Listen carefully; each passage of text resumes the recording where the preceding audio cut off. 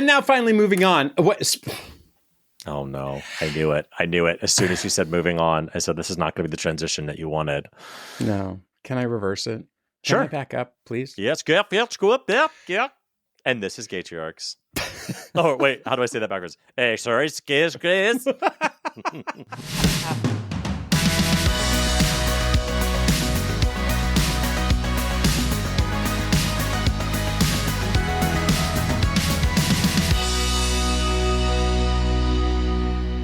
Hey, David. Hi. What was that voice? It's been a while. Did you miss me? I did not miss you at all. My ears have healed slightly. I've been wondering about you for 2 weeks now because you've had lots of changes and done a lot of shit. And I've been so curious to ask you how you are. But let's just skip past that and talk about me, okay? Sure. I'd like to introduce a new segment to Gaytriarchs, and it's called How I Was the Worst Fucking Parent on the Planet. Also known as How I Was... I think that's probably the best title for it. Okay, are you get to it, down Rachel with it? Maddow? Let's go. Enough of the preamble. Let's just get. Should we have a song? How was I the best, but the worst parent on the planet? All right, that's going to be it. I'm going to clip that audio recording, and I will play that every time we do this. This is how I failed, and the only reason I expose my underbelly like this is to let listener out there know that sometimes you screw shit up, and period. That's what it is. You're not alone, listener. So we were getting ready for Labor Day weekend. We were having some friends come and visit, right? Really, really close friends. Might be listening to the podcast, might not. And I was with my son at a soccer game, texting on the sidelines. And my partner was in the car with our daughter. We were going back and forth, texting just a little bit to be like, hey, what's going on next weekend? Have you made plans? No. Is it solidified? Blah, blah, blah, blah. And my very, very dear friends have kids who are my kids' age mates, right? And there's sometimes some tension with my kids being like, oh, God, are they coming again? And it's not that they don't all love each other. It's just like, I don't know, being assholes, right? But when they're together, they're thick as thieves. They're like siblings. It's basically like they're siblings, right? And you're complaining about your sibling, right? So my partner says, well, do you think they're coming or not? And I respond, well, I don't really know. They were a little wishy-washy about it. They might be so because our daughter is just such a bitch to them all the time. David, the text read out automatically into the car. Oh my God. This car has been no good to you as far as no good texts out loud. No good. No good. No. No good. My heart is sinking just telling this story again because your butthole has never been tighter. Never been tighter. You had an asshole rejuvenation. Never. Just by telling this story. Just from PTSD.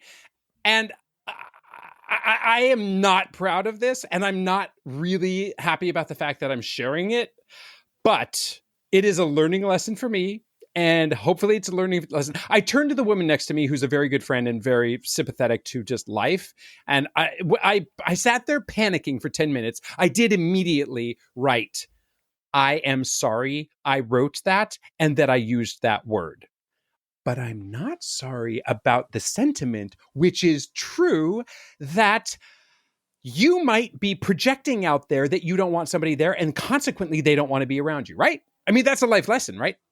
I turn to the woman next to me, who's a good friend on the soccer sidelines, and I tell her in a panic and almost at the verge of tears, or rather on the verge of tears, what I had done. And she's like, so? I called my son a dickhead to his face the other day. And I'm like, oh, well, I mean, I don't know. Calling your child a dickhead to their face. Do it in front. Yep. Yeah, to their face, it's different. But when you do it behind their back and they find out about it, oof, that's hard. That's hard. Oh, I mean, I God, I don't know how I'm going to do this when they're older, Gavin. I can do it now because my kids are young and stupid. I know. They're older. Oh, I know. And there are people listener out there knows my daughter and is like, oh my God, Gavin, you're an asshole. And I'm like, yes, I am here to tell you that I am the asshole. What would you do, David, in this circumstance? How would you have made it up to your daughter? Any thoughts? I think I would have done what you would have done, which is like, I'm sorry I used that word. I was frustrated, but I want you to know that the sentiment is real. You were unkind to them, and that is probably the reason they don't want you to come over. But I would be secretly saying, no, you are a bitch, and I meant it. So I don't know what to tell you. Listen, Oh my God. I That's a felt really awful. good submission. That's a good submission to the I'm a Terrible Parent Club.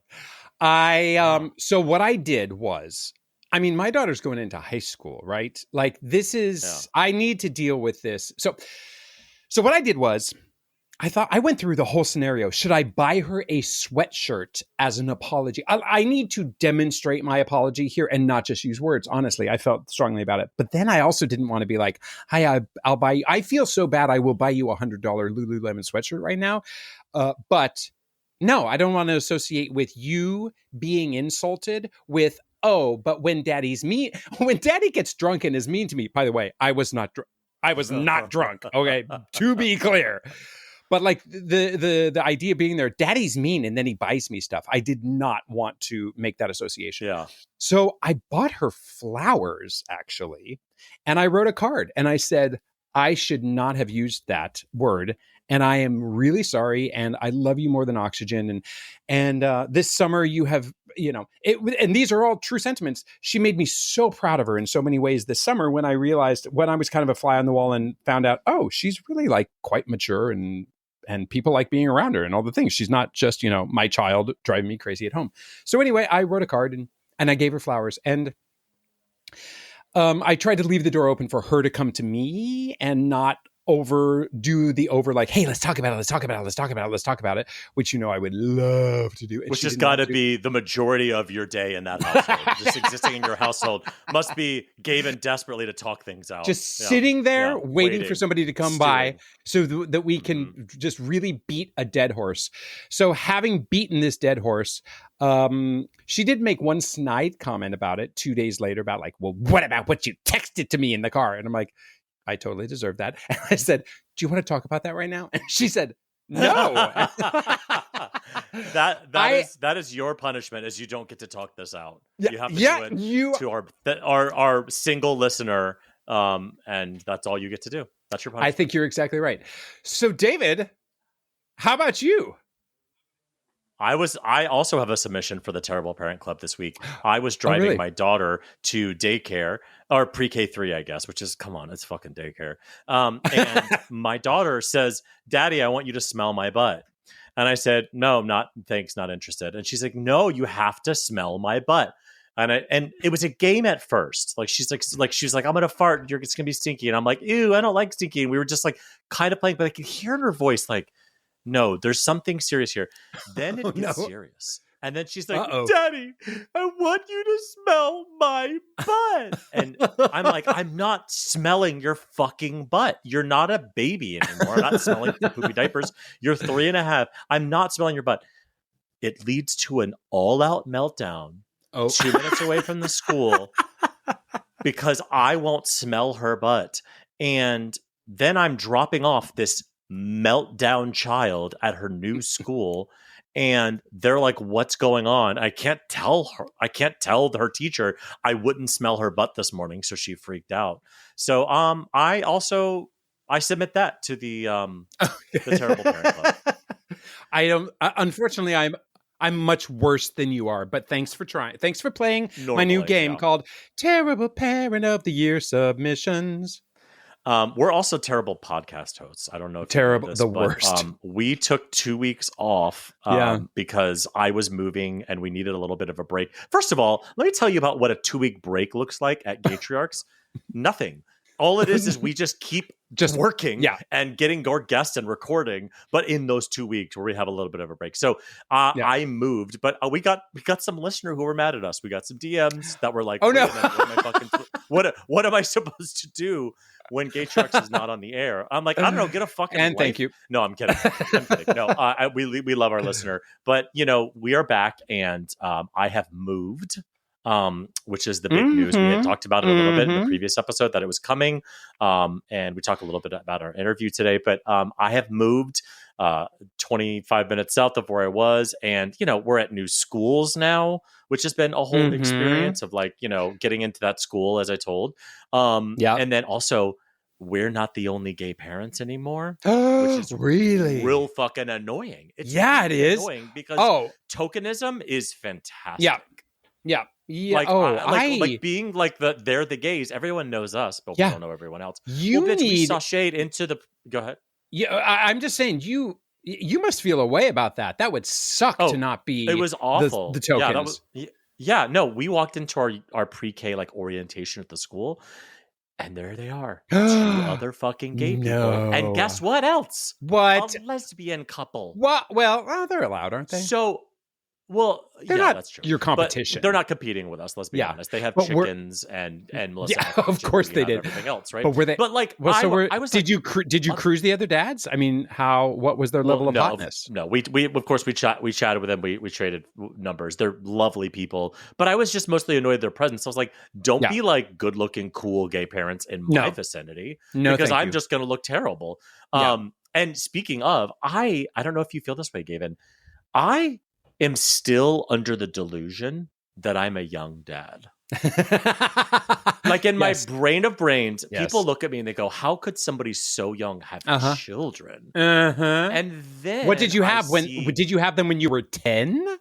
And then I see other parents. Yes. And I'm like, oh yeah, we're the same age, but then we'll walk by a mirror together. And I go, oh, I'm not the young dad. I'm the regular aged dad, maybe even on the older side. So I am for sure under that delusion. But there's one thing I wanted to tell you about moving to new house, which is, by the way, don't ever do with children. Moving with children and living out of boxes and kids screaming for their name the stuffy or iPad, and you don't know what fucking box it's in, and nobody has clean underwear, and you don't know where to eat. It's a nightmare. But I wanted to tell you that my husband said it was very important to him. He got a rainbow flag, like a little yard garden one, and he put it out right up front the day we moved in. He was like, I want visibility. I want people to know who we are and what's here. I am literally we have moved into an. Yeah, I am planting this flag, planting it. But he was like, this is very important, visibility. But we are also moving into a like wildly more liberal area than we were in. So it's not like this was necessary, but visibility for you, Gavin. So we have moved. We are here. If I sound different, it's because I'm in a new office and I have not sound treated this office yet. So also get the fuck over it. It's just the same bullshit coming out of your mouth and it sounds the same. So nothing has changed, dude. Nothing has changed. And in our break, I went to LA for a week and I was visiting family, which is weird because I actually really like my in-laws and like my brothers-in-law and sisters-in-law. Like I love all those people, which I feel like you're supposed to not like a few of them, but I like all of them. They're really all great. Clearly they don't listen to this, but mom does. So hi, mom. You're still the favorite. We love you. My mother-in-law does not. But Erin, my sister-in-law, shout out, also surrogate to Erin. Emmett. She's our listener also. She was there and we had a blast. Anyway, it was super fun. But being in a house where none of your stuff is, where you don't know the house yet, you don't know what drawer stuff goes in, and then you have kids who are demanding of your time and you don't get any time to like see where photos go and where should the mirror goes. You just have screaming toddlers asking where their underwear are. Right. Don't ever do it. I'm just saying for the future, just send your kids to boarding school for 2 weeks and then move without them. I mean, if you are privileged enough to be able to send them to boarding school for just a couple of weeks, that's a great idea. I mean, to do it over again, you obviously would do 1,000 different things. Actually, send them away for summer camp for a week while you move would be, imagine how cool that would be. You go to summer camp and you come back and you're like, whoa, I'm in a new house. Or you don't tell the kids where you've moved to and they just have to figure it out. But you know what has totally taken over our household is K-pop Demon Hunters. Is this in your world? Oh, it's in my world. But I bet it is a slightly generational thing because we are definitely in. I hear it now on the radio. My son hasn't seen it and he doesn't care. But my daughter and I watched it at the behest of, the entire interwebs, and also a colleague of mine who said, I love the movie. It's so fantastic. So we watched it and it was lovely. But I do think that we were post-Frozen, and my daughter was really at the height of Moana, and it took over our worlds. Yeah. And I bet, if we were 10 years younger now, well, no, 8 years younger, it would take over. But tell us how it has taken over your house. Nothing. It's just like Frozen and Moana, where it's just like, it just hit for whatever reason. I don't think it's the best movie I've ever seen. It's cute. They have cute pop songs. Like, I love Soda Pop. My Little Soda Pop. Yeah. I just love that song. But it is like, it's a fine movie, but it is all my children think about. It's all they sing. It's all they talk about. It is mind-numbing. So I'm sure other dads out there are agreeing with me, and they're nodding their head and they're singing their little versions of the K-pop Demon Hunters. But if you have kids between like 5 and 10, and they haven't seen it yet, they will, and your life will forever change. If we were smart, we would capitalize upon this somehow and have our own Gaytriarchs. I don't know. Who's got time for that? Who's got time for that? We do not have time for that. And you know what else we don't have time for? Do tell. Our top 3 list. Gaytriarchs top 3 list. 3, 2, 1. This is my list, and this is a list I grabbed from the archives. One of the first top 3 lists we ever did, I don't remember what episode it was, but was, what are your top 3 pieces of advice? Like, somebody's like, hey, I'm about to become a dad or whatever, and you're like, this is something I know about parenting. And honestly, I don't know much. I feel like every time I think about it, I'm like, what can I give advice on? But then these are 3 things that I'm like, this is something I actually know. Now, wait, we have got to stop and have our intern producer, Joey Scatoloni. Joseph Smith, and go back. Hey, Joseph! Joseph, can you go back and look at episode 3 and what we said on probably our very first top 3 list? Can you do that? Joseph Smith is high at the Eagle. Oh, he is. Even in the daytime. He hasn't come back from last night yet. He's one of those people who are at the Eagle at 9:45 a.m. And you're like, what? Where did you get there this morning or last night? Yeah. He is still there. Joseph Smith, you're good for nothing, but maybe next time he'll come through for us. So, all right. So my top 3 pieces of advice as a parent. Here we go. And number 3, nobody else, and I mean nobody else, no other parent, no matter how many kids they have, knows what they're doing either. So stop punishing yourself. Oh, that's a good one. Number 2, when things are going downhill with your children, I'm talking, of course, from young children, when in doubt, add air or water. Oh, this has been a lifesaver. When I remember that one. Just fucking assholes. Force them outside, even if you're just like, we're going to walk across the street and grab a rock and come back, or give them a hose. It changes everything. It's one of the few things that always works. And number 1, you know what I'm going to say, prioritize yourself. Put your mask on before you assist other people with their masks. You are no good to anybody as a parent if you are not in working condition. Take care of yourself first. I don't mean like don't feed your children if you're tired. But what I mean is take care of yourself first. Take care of your husband. Take care of your, you are a priority. And then you can get them their iPad. Our crossover here is that's my number 2. I'm not even going to change it. Right. But notice that it's my number 2, not my number 1. I didn't make it a top priority. All right. Okay, for me, number 3, no second meals. They eat what you eat. Do not become a line item chef. They eat what you eat. From as soon as they start eating regular food, just mash up your whatever you're having and put it in a blender and they'll eat it. Just do not become that person and making chicken nuggets for every single meal for them because they don't want to eat what you're eating. Nope. No child.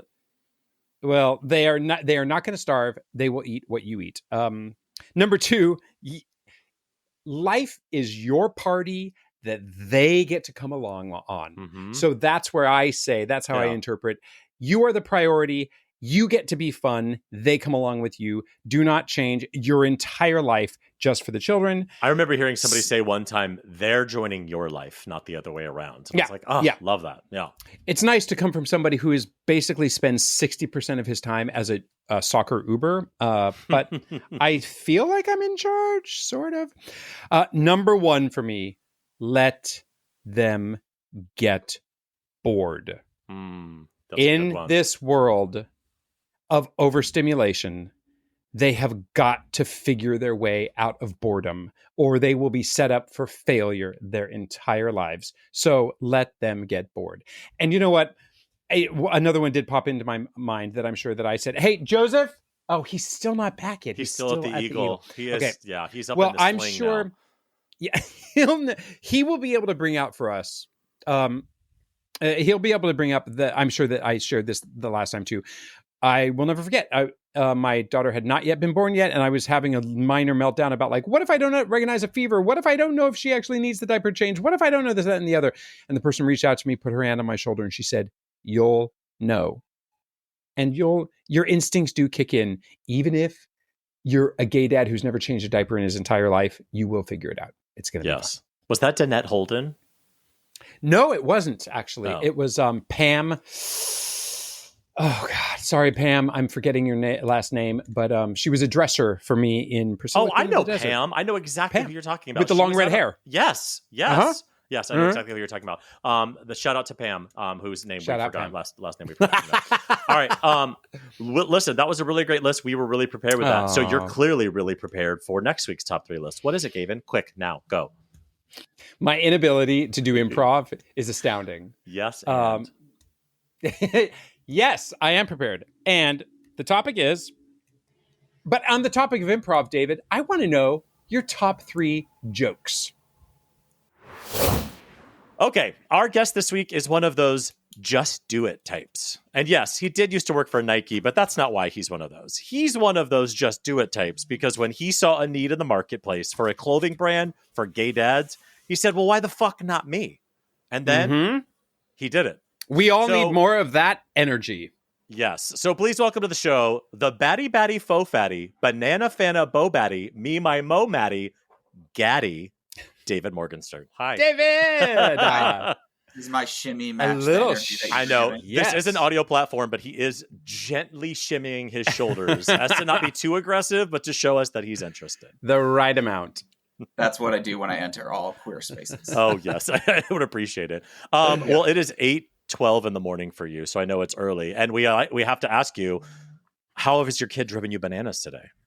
Well, this morning, every parent does things totally incorrectly. You know? Absolutely. This morning, how dare I poured the cereal the wrong direction. Come on. I poured it left to right instead of up to down. And Wait. Okay. Wait. Little Miss Etiquette. I'm trying to get in his brain space. Yeah, wait. So what? You poured it. Tell me how you did. Left to right in the bowl, horizontally, when it should have been poured. This is another level of Downton Abbey treatment of the help to the upstairs and the downstairs. Like sort of like serving from the right and clearing from the left. You're only supposed to pour the cereal for. Oh wow. Okay. And I should have known because maybe a week or two ago, I opened the lox packet incorrectly as well. That is another level of Oregon bullshit right there. That you mean is lox is in LOX salmon, right? Correct. Yeah. Well, it was great. They're very blonde. And last Halloween, we were Goldilocks and the 3 bears. So we were the 2 bears. And then I had a lox packet on his gold shirt. And I felt like I won. And I felt like you would appreciate that. That is really clever. I love a word pun. I'm working on my breakfast orientation. You've given us a lot to unpack already. Yes. I mean, I feel like for those non-parents or those people who don't have kids out there who listen to stories like this and they think like, oh, these are like cartoony or not real or whatever. Like, no. This is the real day-to-day of raising a 4-year-old where like the direction at which you pour something could spell out a good day or a bad day. Yeah. So instead, I just threw all the cereal on the ground and was like, well, great. Now it's any direction that you want. Now you're a fucking chicken. Go for it, bitch. This is 3-dimensional cereal right now. Exactly. I was playing chess. Good for you. Good for you. Sometimes you need to throw your own little gaddy tantrum and throw it back in their face. One thing that always stuck with me is when we were very early on in his life, a nurse said to us, she said, people don't shake their kids because they're bad people. They shake their kids because your kids are going to make you want to shake them. And it was it was like a throwaway line that she said, but it has stuck with me for years. Yes. And so I put that into the universe. Yes. It's so true, right? She was like, put him in the crate, walk away. put him in a room, walk away. To be very, very clear, nobody is endorsing shaking children here. But if you have felt the urge, please understand you are not alone. You are can't, not alone. I don't know of a single parent who has not just gotten to the point of where they just want to throw their kid out the window. Yeah. There's a lot of texting my husband being like, come get your child. Because when they're being assholes, they're definitely your child, not mine. Definitely your child. Never. God, it's so fucking true. It's so true. And like that is one thing that I think a lot of like the like glossy parenting community likes to pretend isn't there, which is like all these magical eye-to-eye bonding elements and not the like nonsense. I physically want to press your face into the mattress so you stop fucking screaming. So, like right now we're also in like the hitting stage and just the physical, like it puts all of these things together and having to take a very deep breath and is there something with like I don't know if you feel this way, guys, or if it's just me. It can't be just me, but like my husband of the two of us is like the calm, thoughtful, peaceful, nothing can shake him guy. But when I hear his voice raised, so satisfying. It feels so good. Yeah, that's my DNA. That's the gratification. For all of those listening, if you are the calmer, more mature one of the couple, please once in a while lose your shit for the rest of us, because we just need that edification once in a while. Yeah. Well, my husband has found his hiding spots in the house. So basically, he has a couple of things where, for whatever reason, kiddo has not figured out to look there. Oh, that's hilarious. So that's his MO of just, I'm going to my spot, leave me alone. I love it. I mean, it's usually I'm pooping in the bathroom. Whether or not you're pooping, I feel like that's always a good excuse. Like, I can't come to break up the fist fight going on between you guys because I'm currently pooping when you're really just on TikTok. I have never appreciated having Crohn's more than I do as a parent. Oh, okay. Like, Daddy's tummy hurts. Excellent. Wait, so you and I messaged the other day because you had said that you were listening to last week's episode and you were listening to our top 3 road trip albums. And you said, as you were listening to me say my list, before I said my number 1, that NSYNC's No Strings Attached should be what was your number 1. Yeah. And then I said it and we decided we have to kill our husbands and get married to each other. But now I realize you have Crohn's disease. So do I, babe. Crohn's besties. Okay. Well, this relationship could never work because we can't both be in the bathroom. No, we're going to be rich for whatever reason, so we have bathrooms everywhere. Great, and people helping raise our child. Oh wow! That I am so glad I was able to witness it, and I'm not in between it at all because I never want to know about your Crohn's, but I celebrate it. Good for you. Visibility and representation. Yes, absolutely. Yeah, Gaben, you talk about it all the time. So let's talk about our gastrointestinal system and the swelling of portions of our gastrointestinal system. Gabe was like, you look great. I was like, thanks. It's Crohn's. It's not Ozempic. It's Crohn's. That's like the new. I feel like we've gotten a few good quotes out of this that we need to be able to put on branded T-shirts that co-branded between Gaddies and Gaytriarchs. So, I mean, actually, let's just jump into it. You created a brand called Gaddies, and what was why'd you do it? I'd be at the park or the zoo trying to figure out if the other dads were gay or hipsters. Or just waiting for their wives. Exactly. Or all of the above. And just got fucking annoyed by that. And I was like, we need a way to signal to one another who we are. And what does that mean? You know, I was like, the bears have the claw tattoo. The nasty pigs have the nasty pig. So, and I was working in apparel at the time. So I was sort of inspired by like, how do you use physical product to help build and form connection? And that was part 1. Then part 2 was coming up with the name and the vision, and then invented the word Gaddy or gay daddy, and then turned that into Gaddies for the brand. I couldn't believe that Gaddy was not a word that was used already. Now I'm living every aging millennial's Mean Girl's dream, trying to make fetch happen. Totally making fetch happen. Then you had the idea, and then you had this word, this identity that you could say like, yeah, I'm a Gaddy. That's who I am. And I now get to create connections through physical product, but also use it as a platform to build this gay dad community around the globe, one shirt and hat at a time, in part because I feel most gay dad things, and you all are helping change that, like most things about being a gay dad stops at the age of 8 months old, right? It's all about the formation and creating the family. And then it's like, the rest is non-existent. But it's like, no, like we're here. And also really important for this company and brand to be very clear, gay, queer dads, not new, right? We have been here as long as the world has been worlding. But what's a little bit new now is there's sort of enough of us being able to live authentically around the world that was sort of ready for something like Gaddie and Gaddies. Yeah, now, wait a minute. What keeps me up at night already? Did you at all have a dilemma between pronouncing it Gaddies versus Gaddies? Said Gavin, not Gavin? No, but I gay love daddies. That, okay, I love that insight into your brain. I love also that CEO answer that like that is a hard no, but also I love your inspiration. I love like the way your brain works. Wait, well, I am empathetically direct, right? Yes, you're never going to be unclear about what I'm thinking or saying, but okay. So when you told me that back when we did our pre-interview in 16 BC, I remember thinking, it was like a light bulb moment because I feel like I've spent, what is this, episode 117 hours on this podcast trying to figure out what the podcast is about. Because initially it was going to be a gay dad's podcast. And then it was like, no, it's about celebrating a whole life of a gay dad and not just the dad part. And I just like, and that is, when you said that, I went, that is what we're doing, is that being a gay parent, like you said, is just nonstop focused on the creation of the family. And that is your quote, not mine. And it is so true. Like, and it's because that's one of the hardest parts, right? Like we can't just, get drunk at the Carrie Underwood concert. So like we have to, it's a lot of work, but then that 5% of your parenting life is over. And now the other 95% start. And it's kind of like we disappear off the map other than these like Hamptons, linen shirts, photo shoots in black and white that we see for the rich folk. And it is like we have whole lives after that as gay parents. And it's largely ignored, maybe because it's not as fancy or like wonderful or exciting, but like, holy fuck, it is the majority of it.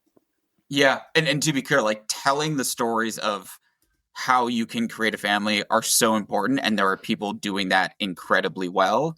But now there's just room for new stories to tell. So like in a couple weeks, we're doing a back to school week of content. But that back to school week is going to be, we have a gay dad who is a high school principal, a gay dad who's a middle school teacher, and a gay dad who is a special education consultant talking about how do you engage your school around issues of inclusion. And it was important for me to have older people involved, right? So like you have a high schooler, not just a daycare, but really use this platform to let us talk about what I've been saying is 90% of parenting is the same shit that we can complain about all the time, but 10% of our experience is very specific to being gay or queer families.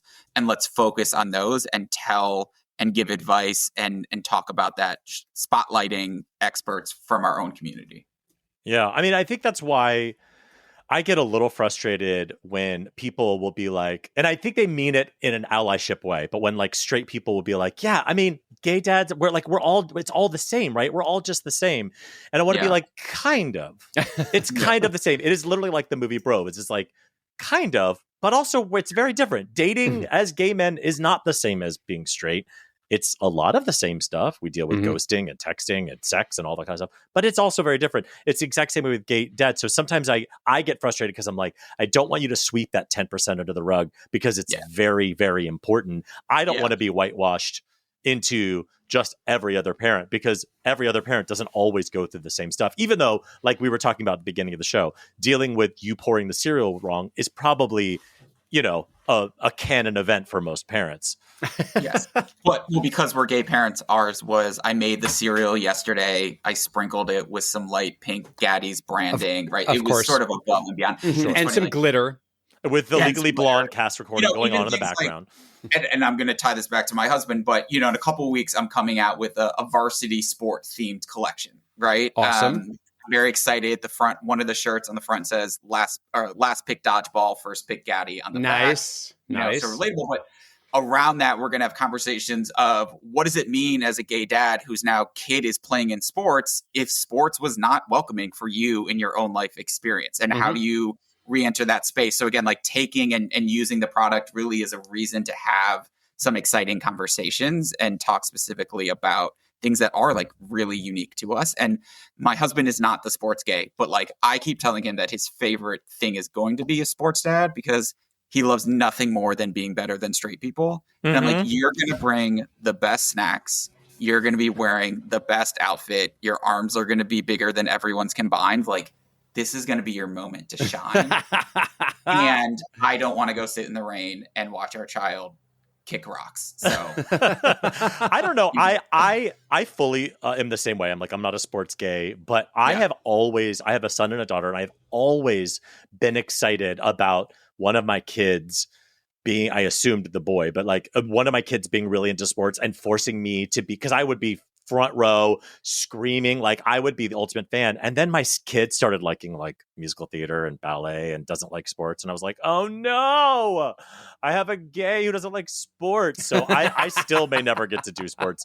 And the girl is also not interested. So I was like, damn it. But I'm the same way. Like, I want to enter a straight space and completely take it over. Yeah. And like, that's what we get to do. And that's what we get to do really well. But we have to have those conversations. And it's have a little bit of virtue signaling that you're able to embrace, because now you're not intimidated to be on that sports field, or rather the sports sideline, and be the one that all of the moms want to talk to and all of the dads are intimidated to talk to, but ultimately the good ones riseth to the top, and then you're like friends. And I am that guy. I got to say, I'm on those soccer sidelines a lot, and it's, I know I'm a token, and it's fun. It's fun. Yeah. I think it's also, I don't know how it is for you all, like when you're the only gay family at school, right? Everyone knows who you are, and people want to hang out with you. And I'm very clear in telling them weekends are not for straights. Like I have no more room for straight friends in my life. You must have sucked this many dicks to hang out with me on the weekend. Yeah. And Rafi's like, you can't keep saying that. I was like, I absolutely can keep saying that, because I mean it with all of my heart. I mean it with every fiber of my DNA. I feel like dads that I meet in straight spaces like daycares or sports things or PTAs fall into one of three categories. Category 3 is like, you're gay and I'm straight and I hate you and I'm homophobic and I will distance myself from you. I won't look at you. I won't do that. Right. Okay. Level 2 is allyship straight dad. Like I want you to know that I know that you're gay and I'm so cool with it and you should come over and and we're going to put a pride flag in our yard. Yeah. And then there's level 3, which are the ones who distance themselves from you, but keep peeking at you because they're very fascinated, because they're either gay or they're just fascinated. And I feel like those are the 3 categories. In the Gaddies Instagram closed circle friends group. Nice. We have some fun. First of all, there's nothing more chaotic than a gay dad's Instagram close friend stories, because it is play date, very different play date. There's the green circle play date and then the regular play date. Like play date to play date, just like the full circle. But I'm gathering lots of important data, such as, of course, have you been to school and been like, oh, I biblically know that person who is there with their wife and child? And my. So we can add you to the close circle friends. I cannot confirm or deny that those have happened while we are recording. However, when I hit the stop record button, we could have maybe a separate conversation. To both confirm and deny. A Gaytriarchs After Dark. So only gads? Yeah. Nice. Yeah, no, that's good. That's good. I like that. You're good with the puns. I love it. Now, is this your first company you've ever created? Absolutely. Okay. There was no part of me that ever wanted to start a company. And so now that you've now done it, what have you learned? Like what did you totally fuck up and what did you do successfully? That's a great question. Do not waste your money on trademarking until you have things that need to be trademarked. That need to be. Yeah. Yeah. That was a big one. I'd say number 2, that feedback is a gift and gifts can be returned. So nice. You're going to get a lot of, you're going to get a lot of advice. And I think for me personally, one, like this has forced me to try having self-confidence, which has never been my thing. So we're doing that. And we're leading with our voice. Nice. 2, people have been really excited about it in a way where they're like, you need to do all of these things. And I get to be like, I don't want to. I don't. So, just because people are telling you things, you don't have to listen to them. I also think feedback is a gift. Gifts can be returned is something I tell myself a lot with my child, where they are providing me feedback and I say constantly, you're the worst dad of all time and I hate you. And you're like, thank you for your feedback. Yeah. I will be returning. I am not the chosen parent of the 2. And so there was about a 14-month period where daddy no was pretty much all my child said to me. And then I'd say the third one is like follow the yes energy, meaning the people that you think are going to be there for you to support and guide you, they may or may not. I had people that were like, they're going to be my person, and they have totally ghosted me, and that fucking sucked and really hurt. Yeah. And then there have been new people that I've met in this process that have just been so excited and welcoming. And if someone's saying set up follow-up time, set up follow-up time. Yeah. Like, people will not offer Jump on their that time if they don't want to do it, and people will not offer their network up, right? So David, you and I got connected through Sam and her podcast, and people are not going to open up who they know if they don't believe in you. So pay attention to who is giving you that yes energy, and figure out how do you both surround yourself with them and use them. So speaking of the yes energy, though, can you tell us a little bit about what you did at Nike, and then what it was that, I mean, I know what motivated you. You've already told us why you started the business, but at the same time, what are the skill sets that you said, well, I know how to do this, so I'm going to apply this going forward? Sure. So I think a little background, the last couple of years, I was very over straight people, and I just needed. We get that. I think everyone gets that a little bit. Yeah. So I knew that I wanted to do something about my two favorite things: being a homosexual and being a dad. Nice. And I wasn't exactly sure what that meant. You know, I started my career in business, have a business degree, and we'll talk about Nike a little bit. So I was like, oh, organizations.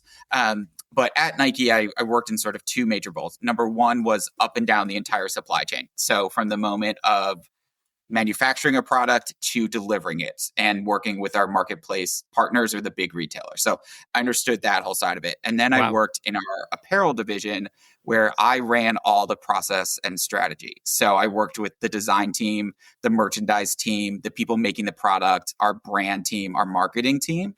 And so I knew how to do the entire 360 of building and creating a brand. I didn't know how to do any of it. So that's been the massive learning, right? Like I know the things, I know where my backgrounds are. And then I knew the big giant white box where it's like, making a product, Adobe Illustrator, what is that? So it has actually been starting a company where I understand everything, but functionally totally brand new. And that's been a lot of the big challenge, where like things take me 15 times longer than they would if I knew what I was doing. But I am learning, and someone in Europe went on the internet the other day and looked at something that I designed and said, yes, I want to give you money and I want to pay for that. And I don't think that feeling will ever go away as I talk to other creatives who like make physical products.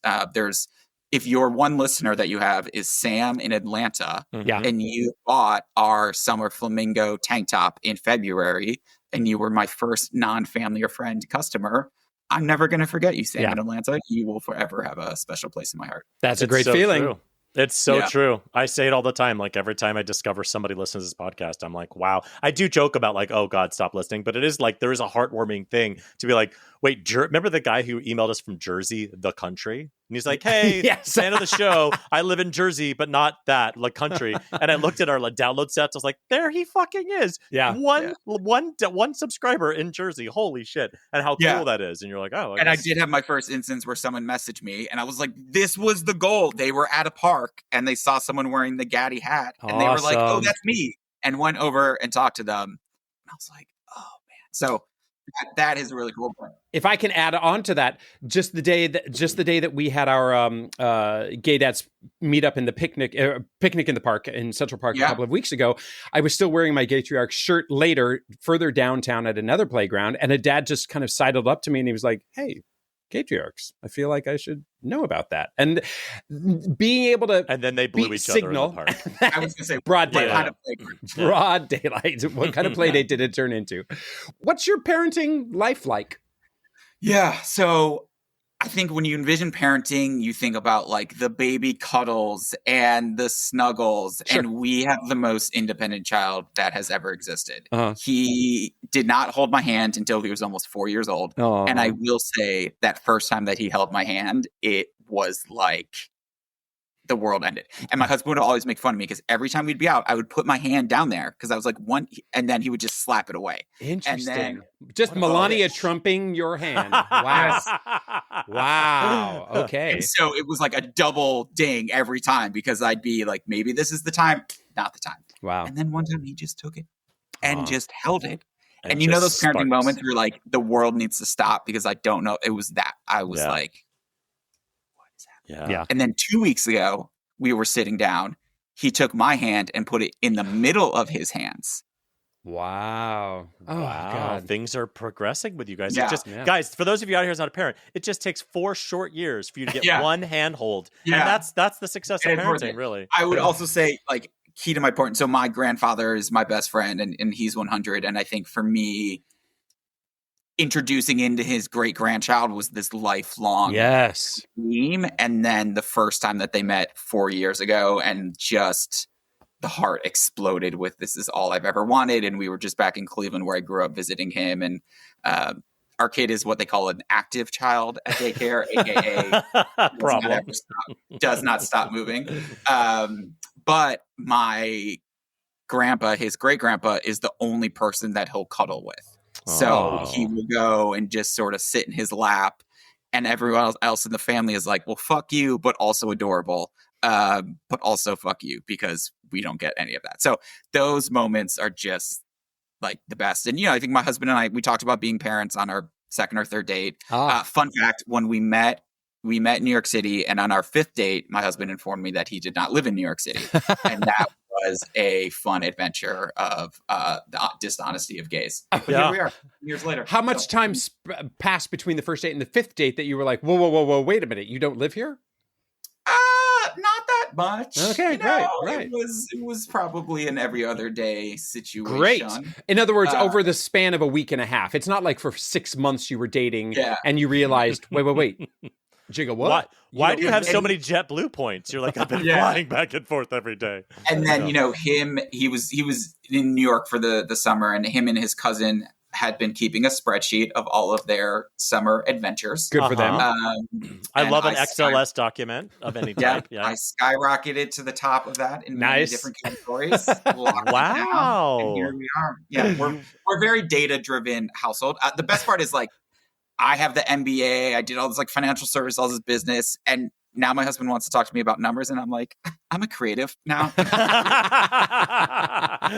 That is. I don't do numbers, honey. You just talk to the suits, honey. I don't. You talk to Tammy in accounting. I do vibes. I do feels. I want it to feel like this. Make that happen and give me 7 figures. Yeah. If statements, I don't know her.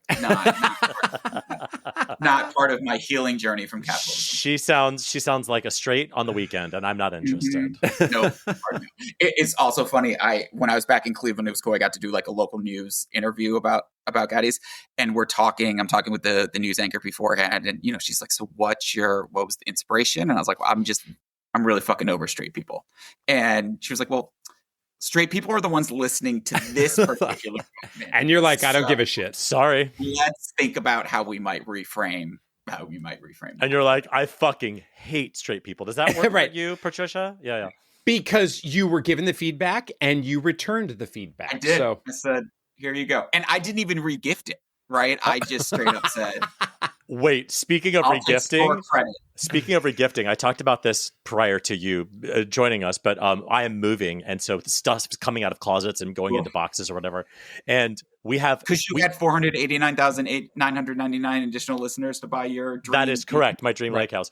But we have our like gift drawer, right? When we get gifts for birthdays or whatever, and we're like, A, our kid doesn't want it, or B, we don't want our kid to have it. Like more slime. Importantly, they go into the gift drawer, and then we re-gift them for whatever. Well, my son comes down here. He's not allowed in the basement. He comes down here, and now he's discovered this whole world of fucking new presents, and he wants to open every single thing, and they're all the most important presents in the world. So I'm totally fucked. So if I'm invited to a party, I will have nothing to give. A really wise Gaddie once said that you should not have all the toys out, and they should be hidden, and then you bring out one toy at a time. That sounds like a really wise podcast that everyone should subscribe to. We're also that family where, like, when we get invited to birthdays, I'm like, to be clear, we will be bringing a piece of paper that my child colored on, that I wrote happy birthday on. End of list. End of list. A hard no on getting presents for.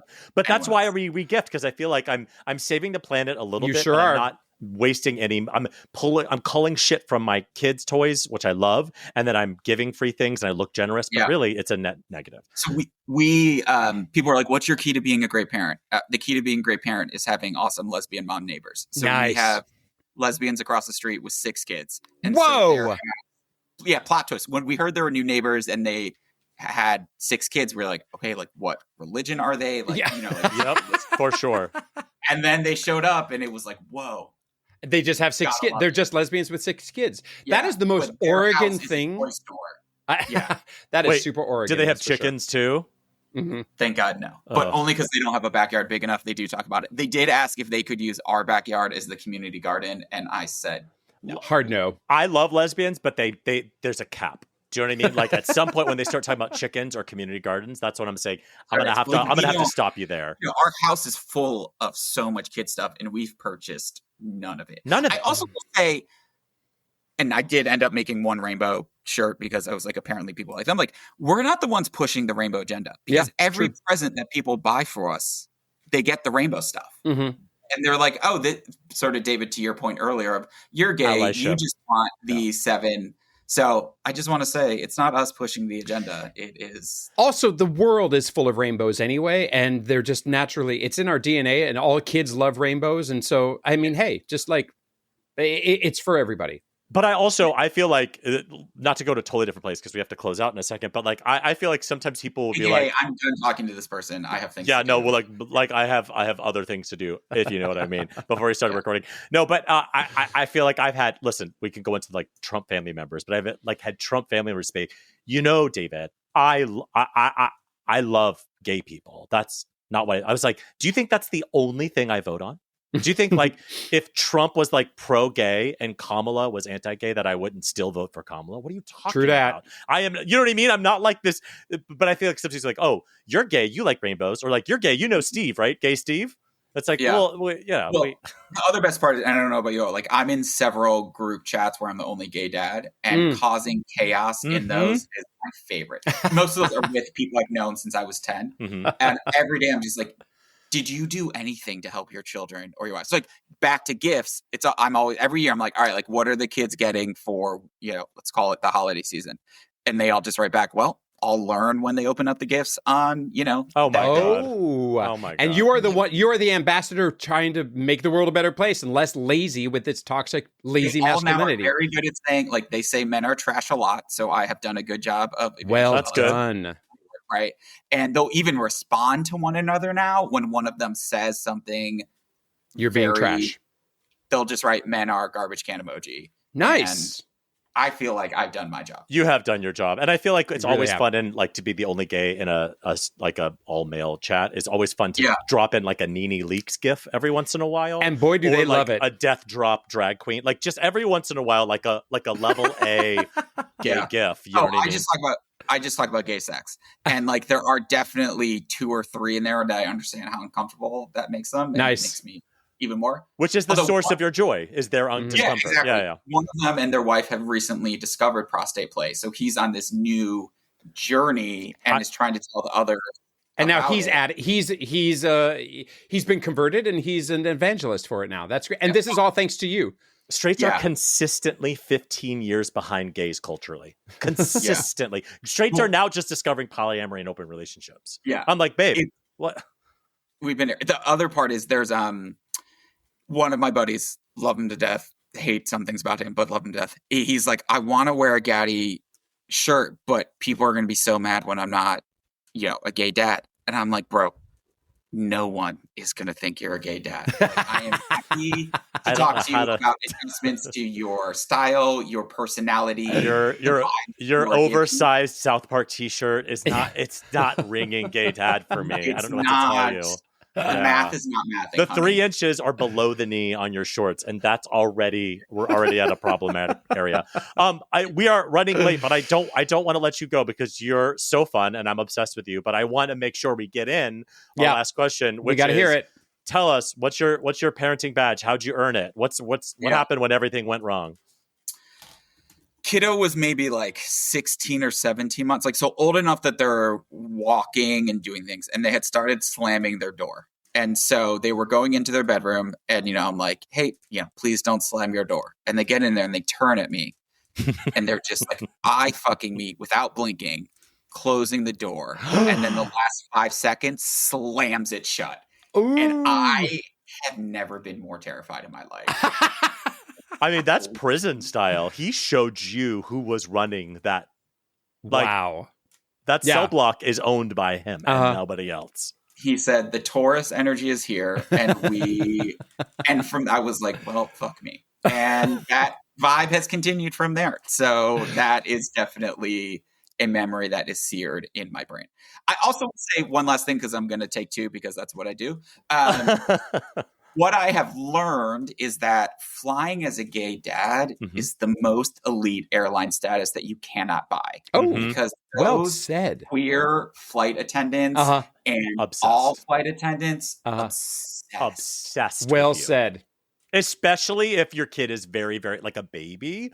You are such a level above business class. It is like, even though you're everyone else is on insert whatever the airline, and we're flying like first class on ANA Lufthansa, 100%. Ooh, I wish those are experiences I wish I could go back and reclaim, because I was fairly recently flying with my kids, who are now, frankly, young adults, more or less, and I did not receive that elite status, despite the fact that I saw the flight attendant with his pride flag, on JetBlue or whatever, and kind of roll my eyes at the capitalist exploitation, and at the same time say, hey, good representation. Thanks, man. And I did not get anything from that. I think he just thought, frankly, that I was not a gaddie, but just a daddy, a tired old man who was confused about what he was actually saying to the flight attendant, frankly. I remember flying home with our daughter, and she was 3 days old. And we were, of course, in a row of three, sitting next to a stranger in the very back of a, United flight. But I remember there being like the flight attendant connection, and suddenly on our tray table would just exist like ice cream. And I was like, wait. Ice cream exists on an airplane? Because I've never flown first class. I had no fucking clue. It was champagne. It was ice cream. He couldn't shower us with more gifts to the point where like I didn't have any more room on my tray. And I had to start saying, we're good on the rum and cokes. We're good on the champagne. But did you know they have ice cream on airplanes for the rich people in the front?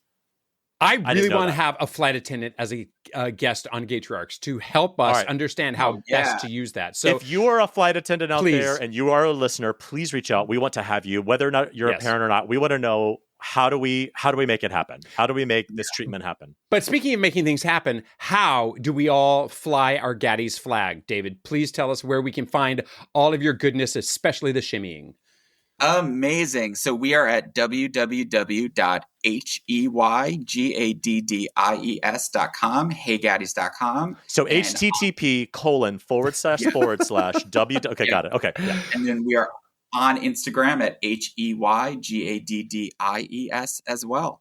Awesome. Come get us. We just had some fun leather inspired products come out, because newsflash, desire doesn't go away when you become a parent. Hells yeah. And how do we get to slide into those DMs of the private Gaddies chats on IG? Send us a DM. One last story that you didn't ask for.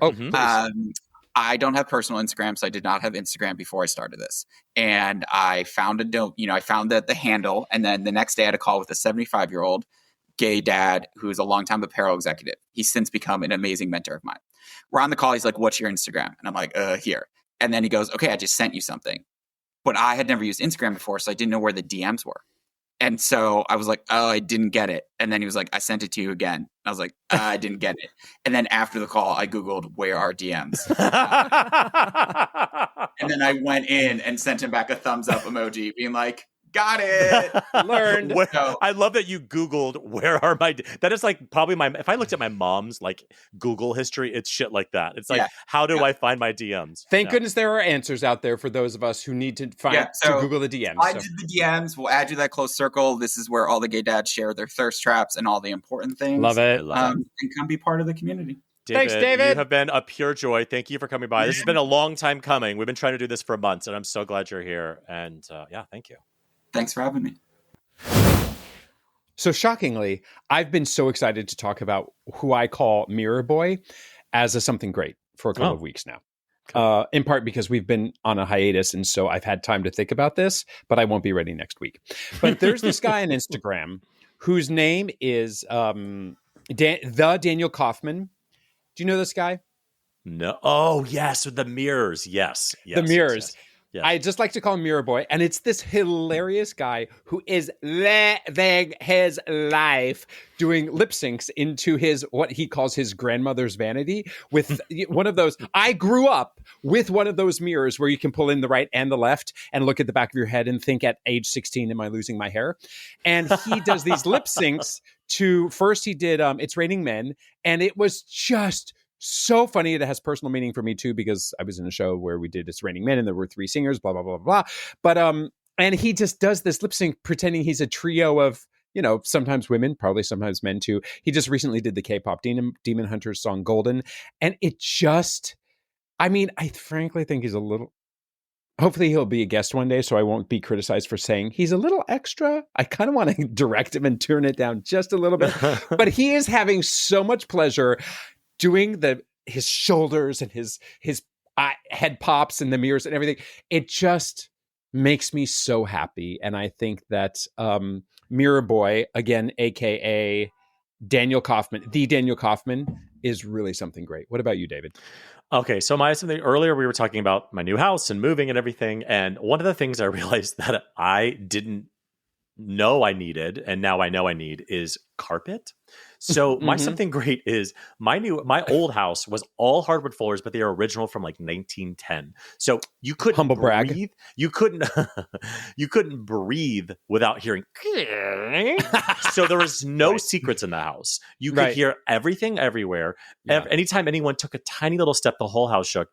In this house, everything is either tile or carpet, which is kind of gross, like old lady carpet. It's kind of 80s. It is silent as fuck. So when I get up in the morning and I walk around or I have to go do something, even if I walk... You don't wake the kids up. I don't wake the kids up, and they've been sleeping in later, I think, because of it. Because I get up at 5 or 5:30, and I know they hear me getting coffee or watching TikTok videos. Now they don't hear shit, and they sleep till 7. So something great, carpet. I completely missed the entire point of that because of the 5 a.m. wake up by choice. And that is our show. If you have any comments, suggestions, or general compliments, you can email us at GaytriarchsPodcast@gmail.com. Or you can DM us on Instagram. We are at GaytriarchsPodcast. On the internet, David is at David FM Vaughn everywhere, and Gavin is at Gavin Lodge on nothing. Please leave us a glowing 5-star review wherever you get your podcasts. Thanks, and we'll sneak up on you next time on another episode of Gaytriarchs.